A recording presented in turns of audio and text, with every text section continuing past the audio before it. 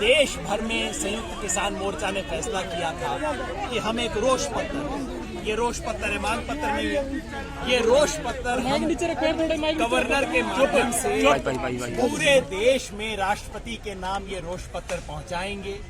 इसलिए आज हरियाणा के कोने कोने से किसान आए, किसान महिलाएं आई। देखिए पीछे कहां से किसान महिलाएं हमारी आई हैं, सब आए। हरियाणा के किसानों पे दो तोहमत लगती थी जी। एक तो सरकार कहती थी कि किसान इसके साथ नहीं है। आप पत्रकार हैं, आज आपने देख लिया कि हरियाणा के कोने कोने से कहां से किसान आए। किसान आए कि पार्टियों के दलाल आए, आप देख लेना, आप खुद बता देना। और ये पार्टियों के दलाल आपको दिखते हैं कि किसान औरतें दिखती हैं, आप खुद फैसला कर लेना। दूसरा, बार बार कहा जाता था कि भाई हरियाणा का किसान अनुशासन से नहीं करता, आंदोलन में अनुशासन नहीं होता। आज हरियाणा के किसान ने दिखाया, संयुक्त किसान मोर्चा का फैसला था कि बैरिकेड नहीं तोड़ना है, अपना मांग पत्र यहीं से देना है, अपना रोष पत्र यहीं से पकड़ाना है। और हरियाणा के किसानों ने अनुशासन का पूरा पालन किया और दिखाया कि जब अनुशासन से करना होता है, अनुशासन से करते हैं। 7 महीने पूरे हो गए। आज इस रोष पत्र के माध्यम से ये आंदोलन एक नए फेज में चला गया है। अब ये सिर्फ खेती बचाओ का आंदोलन नहीं है, खेती बचाओ के साथ साथ लोकतंत्र बचाओ का आंदोलन बन गया है।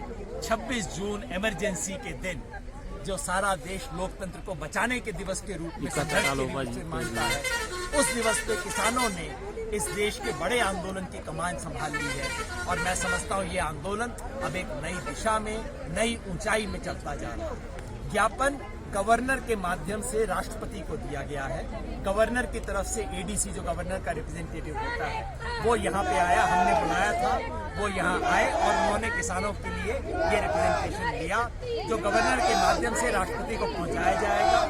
देश के हर राज्य में आज यही हो रहा है और मैं समझता हूँ हर राज्य से अभूतपूर्व किसानों के समर्थन की रिपोर्ट आ रही है। मुझे, चूंकि मैं इस मुजाहरे में शामिल था, मुझे पूरी तो हालात मालूम नहीं है, लेकिन मैं समझता हूँ ये शर्म की बात है अगर किसानों के ऊपर वाटर कैनन चलाते हैं। कहते हैं अन्नदाता, अरे शर्म करो, अन्नदाता को और तुम उसके पाँव नहीं छू सकते, कम से कम उसके ऊपर पानी तो डालना बंद करो, वाटर कैनन तो चलाना बंद करो। मैं समझता हूँ इस देश के लिए शर्म का मौका है, जिसमें हमारे पंजाब के साथियों के साथ करना पड़ा। पुलिस ने ऐसा किया। हरियाणा का हर किसान अपने पंजाब के किसान भाई और बहन के साथ खड़ा है। हरियाणा किसान के और पंजाब किसान को तोड़ने की जो कोशिश थी, पूरी तरह से नाकामयाब हुई। हम तो पहले दिन से तैयार हैं बातचीत के लिए। दिल्ली में जाके बैठने का कोई शौक तो है नहीं, कोई हम इंडिया गेट देखने वहाँ गए नहीं है, हमें तो बातचीत करने जाना है। लेकिन कृषि मंत्री चालाकी करते हैं, कहते हैं मैं आधी रात को बात करने को तैयार हूँ, लेकिन किसान कानून को रद्द करने की बात ना करें। अरे भाई ना जी, आधी रात को बात ना करो, आप दिन के टाइम बात कर लो और उस पे बात करो जो हमें बात करनी है उसके ऊपर। इस पे किसानों को भड़काने, बहकाने की, टरकाने की कोशिश, थकाने की कोशिश नाकामयाब हो चुकी है। अब किसान आंदोलन इन 3 कानूनों को रद्द करवा के और एमएसपी का कानूनी हक लेकर ही रुकेगा। एक बिजली बोर्ड का घेराव करने का फैसला किया गया ट्यूबवेल कनेक्शन को लेकर, उसके बारे में वो भारतीय किसान यूनियन का अपना प्रोग्राम है, वो संयुक्त किसान मोर्चा का संयुक्त प्रोग्राम नहीं है। समझता हूँ जैसे जैसे वक्त गुजरता जा रहा है, ये सौदा मोदी जी के लिए महंगा होता जा रहा है। पता नहीं उन्हें सस्ता सौदा पसंद नहीं है, महंगा सौदा उनको अच्छा लगता है। मैं समझता हूँ कि दुनिया में जब जब किसी राजा के मन में अहंकार हो जाता है तो ऐसी स्थिति आती है। आज इस मसले को सुलझाने में एक ही रोड़ा है, प्रधानमंत्री का अहंकार।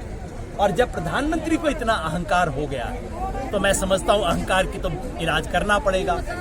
अब लोकतंत्र में अहंकार का इलाज क्या होता है जी? बीमारी सीरियस है, मरीज मेरा बड़ा गंभीर है, तो उसको एक तो मैंने बंगाल में इंजेक्शन दिया था जाके, पर लगता है कि बंगाल के इंजेक्शन से पूरा इलाज नहीं हुआ। नहीं, मरीज थोड़ा तो ठीक हुआ है, पूरा इलाज नहीं हुआ। लगता है उसे उत्तर प्रदेश में एक और इंजेक्शन देने की जरूरत पड़ेगी। चलो जी देंगे, इलाज तो पूरा करना है। यानी मैं तो इतना ही कह रहा हूँ, मेरे देश का प्रधानमंत्री बीमार है, बेचारे का इलाज करना है, एक इंजेक्शन दे दिया, बेचारे का इलाज नहीं हुआ, पूरा कोर्स देना पड़ेगा ना।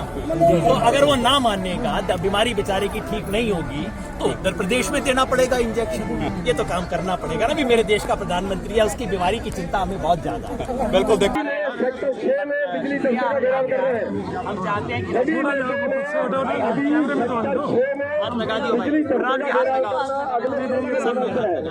अगले 100 मीटर आगे जाके फिर लगते हैं सभी ने